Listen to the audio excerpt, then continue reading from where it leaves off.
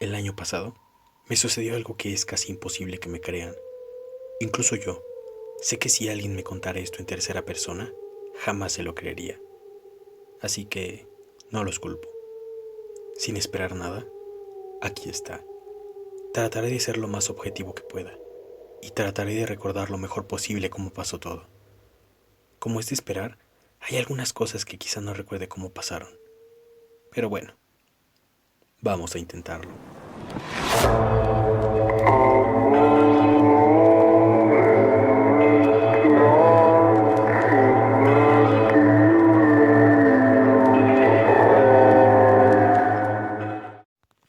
El año pasado, como todos los años al terminar la escuela, iba al estado de Maine a pasar el verano con mis abuelos. Es un lugar muy apartado del estado de California y aún más, demasiado apartado de la civilización. Es un asentamiento muy pequeño llamado Exeter, un lugar donde hay una casa y 5 hectáreas de vegetación a la redonda. Pero no todo es malo. Mi abuelo tiene millones de historias. Es un veterano de guerra. Tiene historias que incluso creía eran inventadas. Recuerdo que una vez contó una anécdota sobre pelear con 20 tipos en un bar. El abuelo aún a su edad es una persona muy fuerte.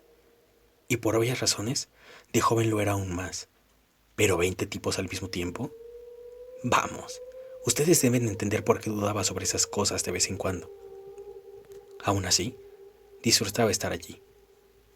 Mi madre había fallecido cuando tenía 2 años y mi padre la había abandonado incluso antes de que naciera.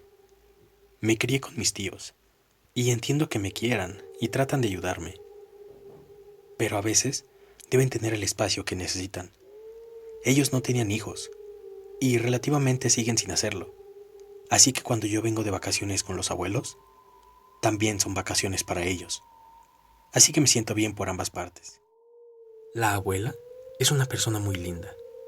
Creo que es como la gran mayoría de las abuelas, y realmente es el estereotipo de la típica abuelita. Cada que llego, hornea las mismas 12 galletas de trigo con azúcar, que claro, me gustan demasiado, pero cometí el error de adularlas de más alguna vez cuando creo tenía 8 años. Y desde allí, la abuela hace las mismas 12 galletas de trigo cada vez desde hace 13 años. Y yo, con el mismo gusto de siempre, las sigo degustando sin titubear. Los días eran muy apacibles. Siempre disfrutaba de ir al bosque, a tratar de relajarme de todo el bullicio de la ciudad, a simplemente escuchar las aves y los sonidos de los árboles coexistir, un silencio y un ruido al mismo tiempo en una perfecta sincronía. Era un lugar hermoso. Claro que no tenía mi PlayStation, ni la cobertura como para hacer una llamada de más de 1 minuto cómodamente. Pero al menos estaba Jason, o como yo le comencé a decir, el guionista. Jason era mi amigo desde que teníamos 6 años, y siempre fuimos inseparables durante el verano. Él fue quien me llevó a conocer las cuevas, donde según decía había un gran tesoro, y que para conseguirlo tenías que ir a medianoche y decidir sobre cuál cueva era la correcta, puesto que ambas contenían algo, pero que en una jamás ibas a salir. Era un juego de niños, obviamente, y las típicas historias de pueblo. Creo que lo equivalente aquí sería el payaso de la escuela o el cementerio bajo ella. Jason era un gran narrador de historias. Supongo que es por la región, o quizá todos trataban de competir sobre cuál historia era mejor, cuál de sus anécdotas impresionaba más que la otra, a tal punto de endulzarla demasiado y hacerla algo imposible de creer. Eso sí, realidad o mentira, una noche frente a la fogata con Jason y el abuelo jamás sería aburrida. Trato de no divagar tanto, pero creo que es necesario para que ustedes entiendan cada detalle de mi historia y traten de creer un poco en la veracidad de la misma. Así que si en algún momento me desvío, les agradecería que me lo dijeran. El último verano fue bastante normal, de hecho. Bueno, todo marchaba bien al inicio, en la misma monotonía que ya habíamos acostumbrado, y que incluso ya había aprendido a sobrellevar. En el desayuno, el abuelo me contó una de sus historias sobre la guerra. Una historia en la cual dijo haber sido de las primeras personas en llegar a Berlín, cosa que estoy casi seguro es real, pero aún tengo mis dudas. Él llegó, dice, desde Normandía en el día D, con apenas 18 años y con apenas 3 meses de haber sido reclutado. Con una exactitud tremenda, recuerda que fue 3 meses y 2 días después de su cumpleaños. Dijo detalles sobre aquel desembarco y que en realidad él creyó que no fue nada glorioso como lo cuentan. Me contó sobre cómo trató de escapar a la ciudad, pero que su división que creía muerta lo encontró refugiado en un granero, apenas a 4 kilómetros de la costa. Lo subieron a un camión y fue de pueblo en pueblo disparando su arma hacia las paredes, porque según decía, en mi opinión, todos esos niños y mujeres tampoco les habían dado lección. Eso claro, hasta que en la frontera alemana, uno de esos inocentes niños trató de matarlo, aún con una bala clavada en su estómago. Y ahí, dice, tomó la decisión. Esta es una versión muy resumida, claro. Aquella historia fue incluso más larga. Y como dije antes, quizá no fue de la misma manera. Todo iba marchando bien. Aquella historia era interesante. Después de hora y media de charla, dijo haber llegado al búnker de Hitler, en compañía de su división, de la cual aclara solo quedaban él y 2 de sus compañeros. Dijo que al entrar no había nadie en el búnker, y que decepcionado salió de ahí para encontrar a sus compañeros, masacrando a un maltrecho Hitler. Él les dijo que esa tortura tan cruel, incluso hecha hacia Hitler, sería considerada un crimen de guerra, y que serían juzgados de la misma manera. Me cuenta que decidió esconder ese cuerpo dentro del búnker, y hacerlo pasar como un suicidio fue la mejor idea. Cosa que, como sabemos, no fue así. O bueno, es el punto sobre estas cosas. ¿Cómo creer una historia que suena a leguas real, pero que tiene detalles que la hacen imposible de creer? ¿Es en verdad posible estar equivocado sobre todas las cosas y que alguien venga y nos diga la verdad sobre eso, y aún así no creer y dudar demasiado sobre eso porque crecimos en una mentira y la escuchamos tanto cada mañana que decidimos hacerla realidad? Es una situación muy difícil de asimilar porque puedo creerle a alguien que pudo estar allí, pero apenas recuerda lo que desayunó hace 2 días. O le creo a alguien que no presenció tal suceso, pero tiene la inteligencia y la capacidad de encontrar detalles entre miles y miles de archivos e imágenes que le dan veracidad a sus argumentos. Creo que de esto va mi testimonio. Se trata de creerle algo a una situación que alguien la cuenta, porque pudo estar presente.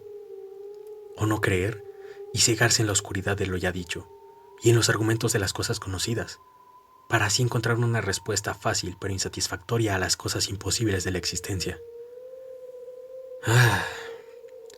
Les pido disculpas por divagar tanto, pero reitero que mi enfoque está en que yo tampoco creía en estas cosas. Todo desde aquel momento es muy confuso en mi cabeza, y trato de asimilarlo aún. Existen cosas que no podemos explicar, y aún así tratamos de hacerlo porque el humano se hace preguntas, y por ende necesita respuestas. Yo solo sigo buscando una. La noche en la que le puse aquel apodo de el guionista a Jason no pasó mucho después de la historia del abuelo. Aquella noche, Jason llegó a la casa de los abuelos algo exaltado. Debo aclarar que esto era algo relativamente normal en él. A Jason le gustaba meterle demasiado dramatismo a sus relatos, y yo sabía que cuando pasaba eso, él tendría una gran historia por contar, y yo tendría una entretenida noche. Pero esa noche no fue como las demás. Él no llegó gritando ni haciendo bulla sobre algo, para después relajarse, tomar una cerveza y contar una historia sobre el bosque o la iglesia antigua del pueblo. No. Esa noche, él llegó llorando, y llegó gritando sobre que nada era decidido por nosotros, y que nada era fortuito. Todo pasaba por algo. Yo me sentí más estúpido de lo normal, y decidí no escuchar nada de su historia barata sobre la existencia. Estaba a punto de cerrarla en la cara, cuando literalmente imploró mi atención. Me contó sobre un sueño, o más bien, una visión donde veía la vida de todas las personas, y a una entidad aún más grande que todo, escribiendo sus vidas, sus acciones, e incluso sus gestos. Todo en realidad lo estaba escribiendo, y segundos después, aquella persona lo hacía. Dijo que nadie tenía un motivo y que todo estaba siendo escrito o terminándose de escribir. Que cada cosa, mínima o grande, era la obra de el guionista. como decidió nombrarlo. Él seguía llorando muy copiosa y amargamente. Yo traté de consolarlo porque, aunque convincente, no dejaba de ser una de sus historias. Y en verdad, admiraba con su compromiso, con meterse tanto en el papel para ello. Él me dijo: sé que no me crees, y no por lo difícil de creer algo así, no por lo increíble que pueda ser todo esto. Sé que no me crees porque lo leí en la página del guionista. Creí que había practicado aquel último discurso por horas. Para que algo te salga tan real, debiste haberlo hecho al menos 20 veces antes. Yo respondí que si era así, que no teníamos ninguna elección, y que si dicho guionista existiera, nos tenía escrito un gran futuro. Lo que dije lo destrozó, y se echó al piso con un llanto horrible que hizo despertar a mis abuelos. Jason dijo que trató de ver su guión, y que no sabía en qué momento de la historia, que no sabía cómo pasaba, pero que en algún punto cercano, sus hojas ya estaban en blanco. Algo cambió desde aquel día. Dejé de frecuentarlo, aunque dije que era mejor vivir al máximo y que lo apoyaría en todo momento si él tenía esa certeza. Él decidió estancarse. Decidió tener una vida monótona, una vida sin sentido, a tal punto que decidió distanciarse, cambiarse de casa a una más alejada de la civilización. Perdí todo contacto con él, e incluso casi olvidó sus locas historias.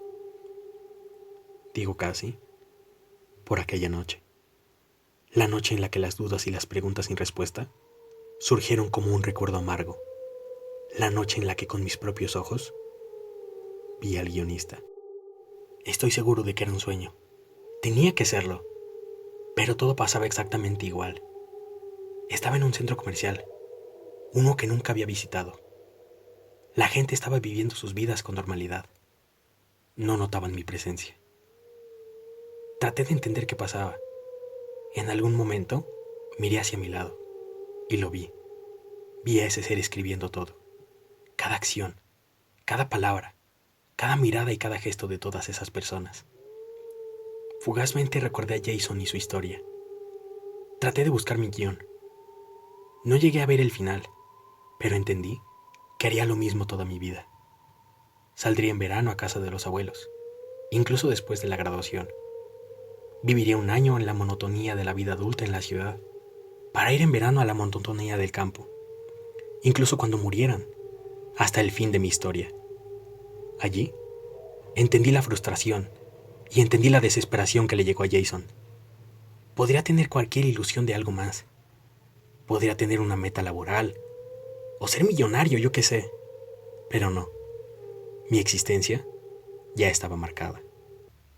Desde el principio hasta el final. No tenía la posibilidad de oponerme a ello. No tenía la posibilidad de hacer algo al respecto. No era tan fuerte, o no tenía la capacidad de guiar mi destino. Por eso hice lo que hice. Porque debía tener la posibilidad de elegir. Y al haber visto ya mi destino, decidí escribirme uno diferente. Por eso, escribí un guión. Y en él, tomé las vidas de mis abuelos, de mis tíos, tomé las vidas de mis familiares y amigos. Cada una de las personas de las cuales el guionista les tenía otra historia, las había cambiado para siempre. Y nunca podrían volver a hacer lo mismo. Incluso yo he cambiado mi historia. Como dije al inicio, no espero que me crean. Y no lo espero por lo extraordinaria o increíble que sea mi historia. Sé que no me creen porque lo leí en las páginas del guionista.